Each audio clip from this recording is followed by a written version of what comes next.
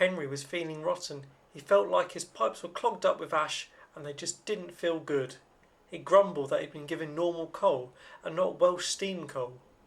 Henry was very particular when it came to his coal, even though he didn't need his so-called special coal anymore because he'd been in a nasty accident, which had resulted in Henry being completely rebuilt. So now he could run on the same coal as all the other engines. But he kept playing up and saying it didn't suit him. He cost more to run than any other of the Fat Controller's engines.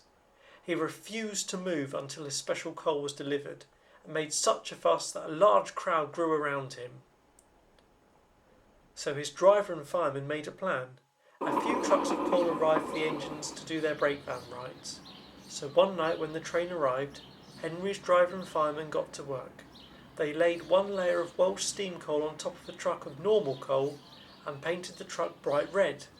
The driver had a mate who was a London bus driver, so he got the paint cheap.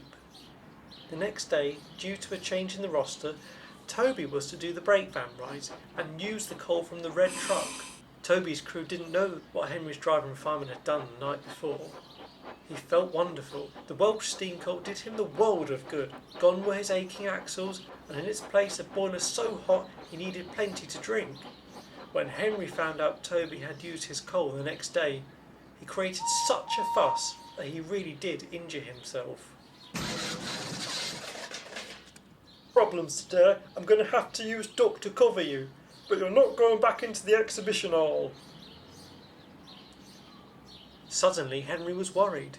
It could rain, and he remembered the last time he made a fuss about that and what the Fat Controller had done to punish him.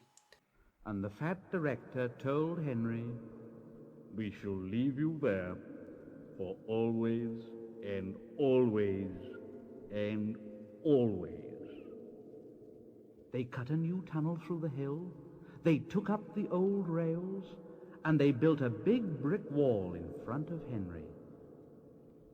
Now Henry can't get out, and he watches the trains rushing through the new tunnel. He's very sad because no one will ever see his lovely green paint with red stripes again. So, Henry, you will move over to that siding and I will use your firebox to cook sausages for the visitors. Henry was speechless for once. He felt his face going redder than James's paintwork with embarrassment. Ladies and gentlemen, it's Henry, the great big galloping sausage.